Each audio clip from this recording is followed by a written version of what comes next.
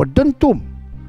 Ada orang tua sakit, mereka tak pedulikan. Ada budak-budak baru lahir ke, sedang tidur, dengan dentuman mercun itu akan mengejutkan mereka.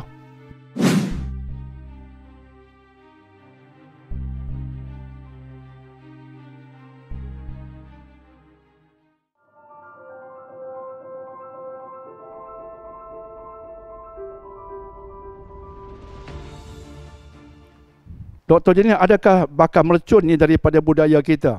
Not at all. Bakar mercun di bulan raya bukan dari Islam.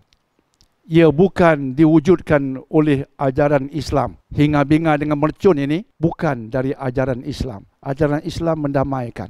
Cuma mungkin di sudut undang-undang adalah bunga api yang diizinkan. Mungkin ada bunga api yang diizinkan. Tapi cara umumnya bakar mercun yang hingar-bingar ini, saya lihat di tempat saya tu pun tengah malam dok bakar mercun berdentum. Ada orang tua sakit, mereka tak pedulikan. Ada budak-budak baru lahir ke, sedang tidur, dengan dentuman mercun itu akan mengejutkan mereka. Ini semua bercanggah dengan agama. Bercanggah dengan agama. Maka dia bukan dari Islam. Dia bukan dari Islam. Melainkan bunga api yang simple-simple tu okeylah. Itu pun main pada waktu-waktu yang tertentu. Pada tengah malam semua itu dihentikan. Tapi kalau orang bertanya pada Dr. Daniel, adakah budaya main mercun ini dari Islam? Sama sekali tidak. Ini semuanya ada adat yang kamu ambil daripada orang lain. Ini semuanya benda-benda tambahan hari ini gunanya untuk bergembira. Tapi seringkali dia mendatangkan bencana padah.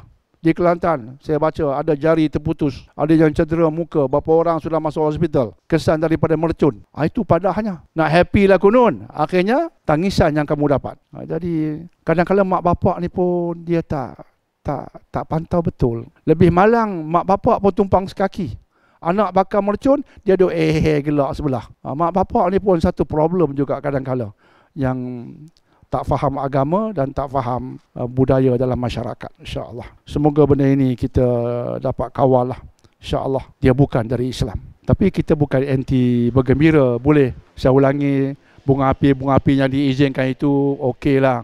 Tapi pilih waktu yang sesuai, di tempat yang sesuai. Tapi mercun yang hingar-bingar ini memang kalau diharamkan pun okey lah. Kalau kerajaan haramkan pun saya ingat okey je, insyaAllah.